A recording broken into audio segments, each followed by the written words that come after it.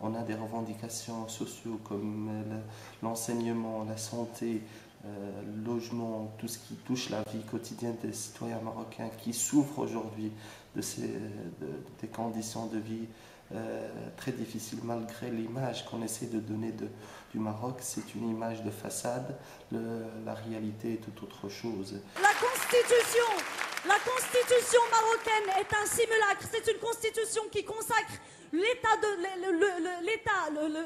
religion d'État, le droit divin, où il n'y a pas d'égalité homme-femme. Est-ce que vous pouvez conclure, Zineb, Je vais conclure très rapidement. Où il n'y a pas... D'accord? Cette constitution n'a pas été faite par une constituante comme le demandait le peuple marocain. Elle a été faite par 18 personnes, dont vous, qui ont été nommées par le roi, qui n'ont aucune légitimité de représentativité du peuple marocain. C'est une constitution cocotte-minute concoctée en 3 mois dans les arcanes du palais royal. On a eu 10 jours pour la voter, pour la soumettre à référendum. Elle a été votée à 99% de oui, ce qui est un score digne de la Corée du Nord. D'accord? Donc, ne venez pas nous parler de démocratie, monsieur le conseiller du roi. Maintenant, le gouvernement, l'État marocain a essayé de camoufler et de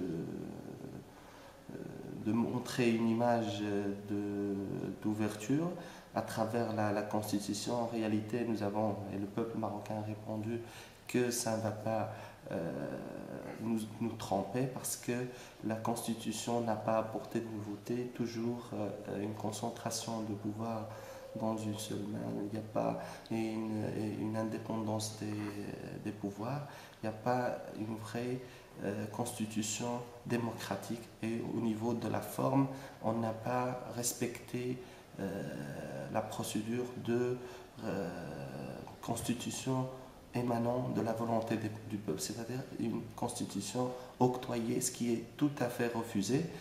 Et aussi, on veut signaler que nos revendications sont toujours plus loin de la réforme de l'État. On réclame un vrai changement au Maroc qui donne la parole au peuple marocain.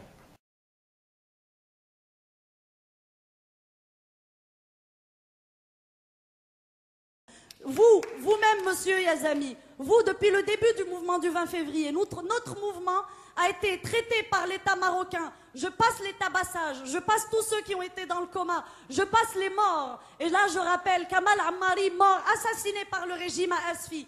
Nous avons eu à peu près 13 immolations par le feu au Maroc. La dernière date de la semaine dernière. Hamid Kanouni, 30 ans, immolé par le feu le 7 août à Berkane, décédé le 9 août. Peut-être que le régime marocain a essayé d'arrêter ce mouvement, mais ça n'a pas marché. Nous avons vu qu'il a pris beaucoup plus d'ampleur après le référendum. Les manifestations ont continué jusqu'à maintenant. Le mouvement de 20 février a renforcé sa présence parmi plusieurs tranches sociales et aujourd'hui, on a beaucoup plus de réussite d'une manière stable et continue.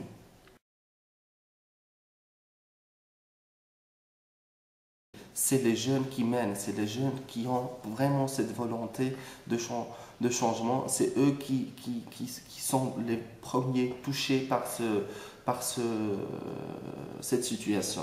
En premier rang, on a les jeunes universitaires, les jeunes cadres, ceux qui ont fait un effort pour aboutir à quelque chose et finalement ils sont déçus de la corruption, de l'inégalité des chances. C'est d'abord ces jeunes-là et derrière eux toutes les classes faibles, toutes les classes populaires au Maroc. Si on cite un exemple de la ville de Tanger qui a connu beaucoup de réussite, on dit que c'est la première ville dans le pays qui a ce réussite parce que le mouvement a concentré ses forces dans les quartiers populaires, là où la misère est installée, là où les gens sont beaucoup plus touchés. Maintenant, la classe moyenne, les cadres, on commence à avoir le soutien des des jeunes ingénieurs, des avocats, des jeunes diplômés,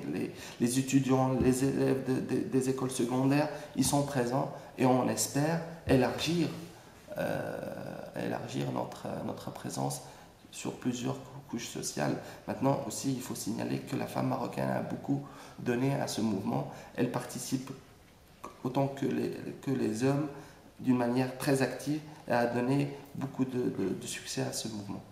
Fedwa Al-Aroui, immolé par le feu à Souk Sebt le 21 février, décédé le 23 février, victime de sa condition de mère célibataire, traitée de pute par le Mokadem de la ville parce qu'elle est mère célibataire et qui s'est immolée publiquement par le feu. Il existe une vidéo de 3 minutes de sa mort qui est juste insupportable. Vous avez parlé de la Moudawana, du code de la famille.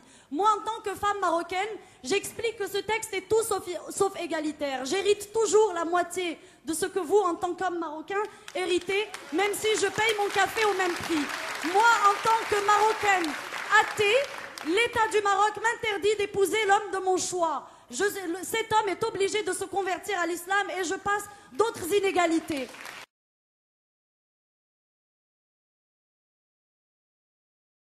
Comme vous le savez, le Maroc est un pays qui a donné pas mal d'immigrés.